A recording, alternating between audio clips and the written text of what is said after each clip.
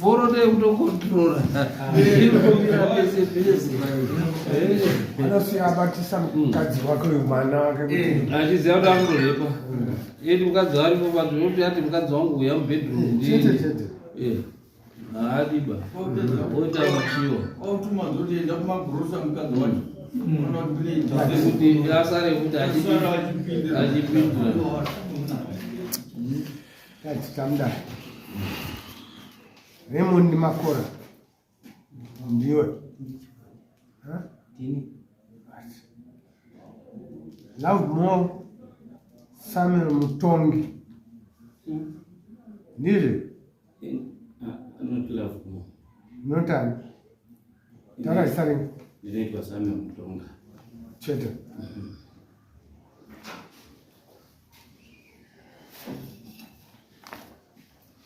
Shamire nyaya iri pamberi penyu yaudzwa naRaymond.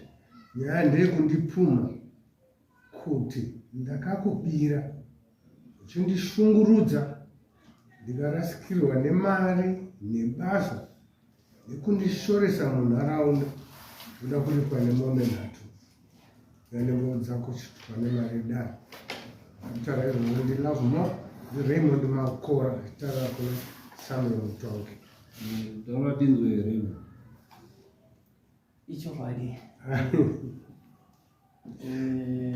ndakati nerimwe zuva ndakatongogara wakufa takakatisimudze izi pamusoro imambo uzvei pamusoro imambo ndakati rimweni rezuva ndakatogara pamba kuno kumabhazuva ndakaonawo wakuru ava wasvika vaine polisi ndokutorwa zvinzi uya kuno ini kwakubva pamba ndofunga vaida kundibvisa papaine vanhu vauri nokuti paruzhinji pamba pekuroti takaenda parutivi zvine chinhambwe zvifunga zvekuma 70 meters pamba ndokwavakasvika ndakasvika paine vakadzi vairi umwe ngaine mwana kuisana here vamwe vachanenge angasinawo kwakutongoti ndiye ndokubvunza kuti kochi kanza usatitemise musoro ndobva ndatonzi mahandicafs apana kubvunzisa kuti kochi nerumwe wacho ruoko ndakutopushirwa mumotokari ndokubva ndanyara ndakatoona kuti ndikatokwadzwa mahandicafs ndobva atonyura mumaoko takafamba kuuya pakembi tasvika pakembi ndangodzipinda muchajiofisi ndapinda muchajiofisi kwakuiswa kuseri ndakagariswa ndofunga zvekuma 3 hours ndakagariswa imomo ndichikomburena kuti madi sinzi ndasvika ndisunhurewo ndidzana cheni dziregere kundikwadza maoko zvikanzi Mutonga musungwa hatiudzi zvekuita ndakashingirira kusvika wakazouya kumudivisa cheni ndokuvandisa mumasales wandisa mumasales ndakagara ndofunga zve3 days ndopa ndakazongosvika ndonzi ndichakuudza uye kukoti ndakabuda ndikazoenda kumba ndakazoona shuwa samwe ndakasvika kukoti zvinova izvi panapa wakazonenzwa kuti uchidza kumba ndakaenda kukoti ndakanosvika ndikamira ndikaswera ndiriko hapana nyaya yakambodaro yakachinja kusvika ndazobvunzawo musoro wandakanzi ndinoona kubvunza wakanditi kana pasina zita rako rawanzi iwe unokwanisa kudini kudzokerapo ndakadzokera wakugara kubva pamazuva akanyorwa pasamoni apa kusvika pari zvino ndakauti ndakapedza mwedzi uyu ndokubata wechipiri handina kuwana mari yekunga ndichibhadharirwe kugara tasvika pakunzi muridzi webuda apo ndakaita saizvozvo ndakaenda kumusha nanhasi ndiri kumusha. Saka dambudziko razoita kuti ndisvike pakushungurudzika pakuya kuno ndakambodzoka kuda kumbotraya kutsvaga kuti ndingakwanisa kurarama sei mutauro. Ndakaona kuti handisi kutambirika nenhau yekuti wese wakangu imba basa randaiita nderemagetsi, saka ndaishandira mudzimba nevanhu. Saka vanhu vanga vasi kuchada mbavha mudzimba mavo. Kwakuona kuti rega ndichidzokere kumusha kusvika vana havasi kuenda kuchikoro. Mukadzi akutondibhlema kuti uri kuona kusafamba zvakajeka kuonekwa kwakundisvitsa. Ndozvazvosvika pakundisvitsa pazuva ranhasi. Ndikutaurana Raymond pamusoro changamira Sandra.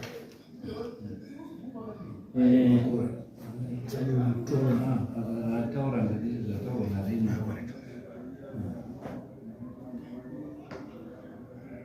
zvataura Raymond inini ndakanga ndiri pabasa ndichibva ndafonerwa nevana kumba kwaPazo.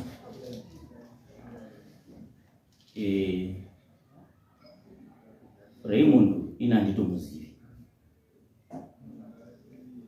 kutoona nachiso tuchiso ndezvinezvi handitomuzivi.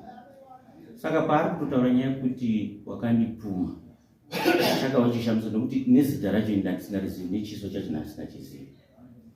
Ini ndakasvika pamba ndafonerwa nevanhu pamba paPazo padede ndichibva ndamhanya kubva pabasa ndibva ndasvika pamba pandaona zvoshuwa pamba pabiwa papaine zvinhu zvabiwa. Asi dzimba dzedu dzinoti imwe ipapa imwe ipapa. Ndiri mukutarisa kuti ndabirwei, panext door pakanga patori neumwe munhukadzi sezvamanzwa achitaura kuti papa ine wakadzi wairi wakasvika pamba kwake. Papatori neumwe mukadzi achiti munhu akubirai azenge akupa futi papi pano tatoita chiso tuchiso kwetotanga ari manheru masikati chaiwo chaiwo. Ini ndikati zvino mukamuona munomuziva here munhu uyu? Zvikanzi ini ndikatomuona ndinotomuziva zvekuti munhukadzi akupupura nyaya. Ndikati zvino tomuona sei kuti ndiyaita sei ndiye akapa zveshuwa. Zvikanzi ndinotoziva nyangwe nepaanoenda sei nepaanogara, asi handinyatsozwa the exact place. Ndobva ndati handei timbone mutitaura kuti anogara samubata. Ndopatakasvika patosambeba zvikanzi uyu ndiye wandatodzingira nekutotema nedombo uyu munhu. Isu hatigoni kumutora, hatichendise nyaya kui kupolisi. Imi monopresenta exactly zvaitika, because ini zvaitika ndisipo ndandiri kubasa. Mudzimai uyu atakaenda kupolisi akandopresenta nyaya sezvayanga iri.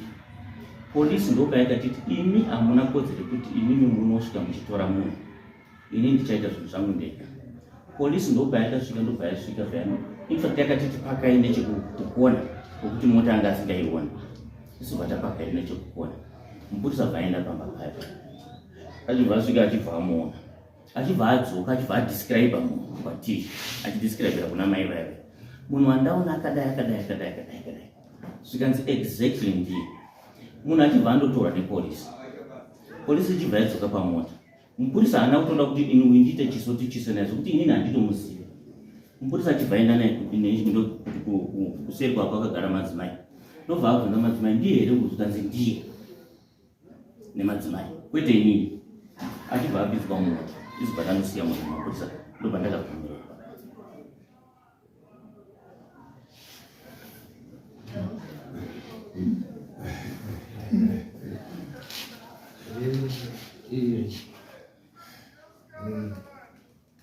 Saka haina kuzosimuka ngei zvakanzi chikonzero nepolisi. Ini ndaifunda kukoti nhandakwenda handina kuzvinzwa kuti iye ari kutaura nyaya kuti handina kutondonzwa kana zita rangu kutaura. Ini handina kutopiwa kana samuti kune nyaya yekutonga. inda ndakafunzwa pamwe ndichadopiwa update kozi inda ndatangoita head over yo suspect yandandisi kutozivawo inini kozi mazuva mabvazuva yakakura kumapurisa kumapurisa vakatonditi nini vakasangana nemupurisa aiita nyaya yangu akatonditi munhu akambokuda izvozvo patichikuda further investigation asi handazoita futa follow nekuti kakanga kasitori kekutanga kubirwa kwangu ndofunga it was the 4th time ndaingoti ndichienda kubasa ndaisvika pamba pabirwa kuita kana 3 months ndoenda futi kubasa ndosvika pamba papazwa but this time pakaita musiyano nokumhaka yekuti munhu akachisvikirwa nevamwe mai vakanga vauya kuzoona shamwari yavo inmadhara ndovakanga vaonekwa saka munhu paaiba ina handitomuzivi yandanigoni kutaura kuti ndeyakaba munhu paaiba mai ava ndovakati inini munhu ndanyatsa kuita chiso tuchiso nani naye ndikatomukandira dombo sedefense munomuziva here mukamuona ndinomuziva inini uya nditomuzivi imai ndimi makamuona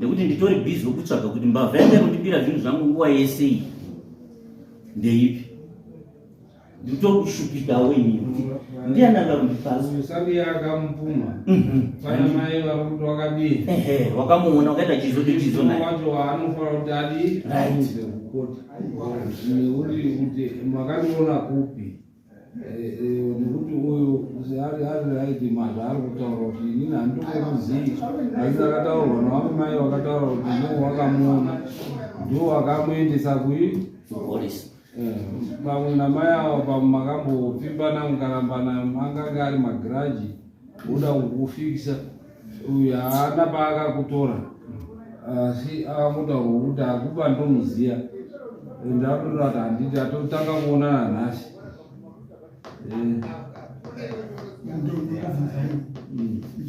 naye iwe shamwari wati wakatorwa uchibva waiswa simbi uchibva wanogadzikwa muchaji ofisi for 3 hours 3 days or 3 hours uchibva wazobviswa simbi uchibva waiswa musitokisi hauna kubvunza here kuti ndiri kusungirwei ndakabvunza mubvunzo iwowo zvikanzi ndo wakaita kuti ndizoshungurudzwa kutaura kuti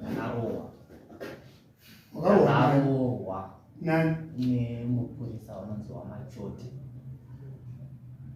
ndo wakandirohwa kusvika ndaona kuti handina kurwisa kwandingaita hawana kungotaura ndikukuroerei unondotaurira nyaya yako kumberi hawana kutaura kuti akusungirei handina wakarohwa ndivoiswa musitokisi zvikanzi chakuona mangwana pakazouya handizivi department ndofunga kuchinjwa nakwavo here ndakabvunzwa futi mubvunzo wakafanana newazvikusangana nawo izvozvo kuti iwewe wauya sei muno ukanga uchitaura kuti hausi kuziva chawapindira muno ndakadzokera kuti handina chandiri kuziva shuwa maseti anorohwa ndakamborohwa mambava kusvika ndaona kuti taura chokwadi inini ndinotofira mari niwe ini handisi kuziva mudedzirewo wamachote wauya ndiwo wakandisunga wamachote wakafonerwa wakataura kuti aiwa muchimudhibhai ndakazotodhibwaiye mene kuti kudhibha kwacho kuita achimudhibhai ndakazotodhibwa kumanheru kudhibha kuburiswa aiwa mene kuti kudhibha kwavo vanonga vachitaura wakaitwa sei pakudhibha kwaiba wazoti madhibha manheru wakaitwa sei ndakaona vachinyora wakatanga kundibvunza unobva kupi zvawauya nazvo tazviona unobva kupi nyaya yako tichanzwa mupurisa akubata kana adzoka nyaya yako tichanzwa mupurisa akutora kana adzoka pajuti izvozvezvi asi pajuti chiraramo ndopakaita 3 days ndakaita 3 days ndingangozoti remangwana ndopandakanzi mhosva yako inonzi unlaw of entry hanzi Unlaw of entry.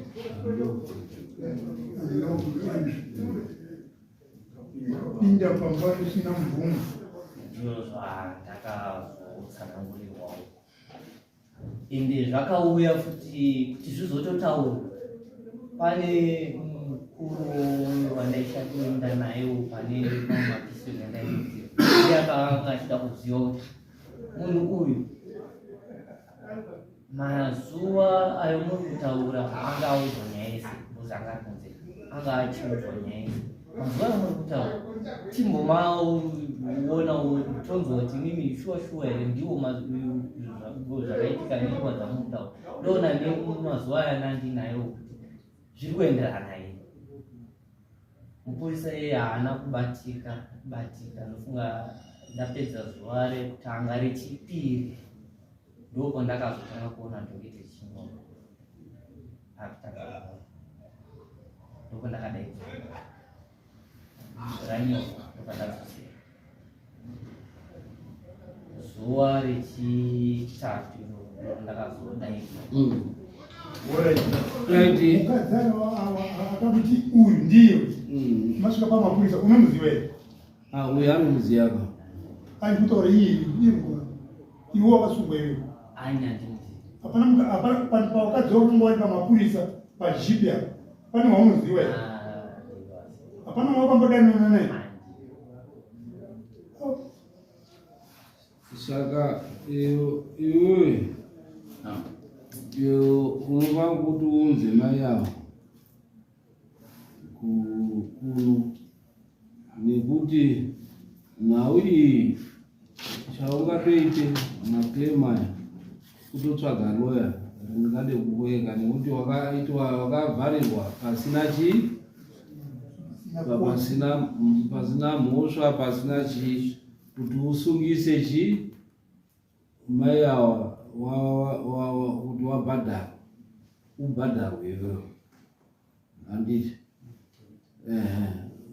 utsvaga loya ringade kukubatsira usina chii nekuti why icriminal zvairi criminal nature isusu hatibvumirwi kuzvibata nyaya dzecriminal asi dai yanga yakatongwa kumajistrate yakapera ichionekwa kuti chii wakangosungirwa mahara pasina chii mahara yochizodzoka kuno for compensation but since isina kutongwa mai ivavo wakakunongedza ndo vanofana kuti uite su kuti wakanongedza sei munhu asina kudiwa kusafa kwese kwawaita ndo vanofana kukuripira kuti wasazotaure zvinhu zvasingaziva nekuti uyu haana angofana nemupurisa akangotaurwawo kuti no ndinoziva munhu aba handiti saka votipa mai ivavo izvozvi sinzi vari pano pakoti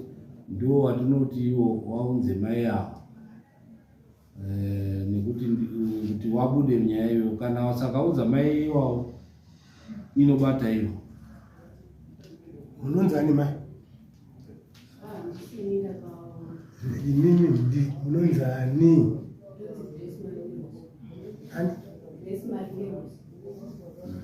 Handiti unozvidzwa here?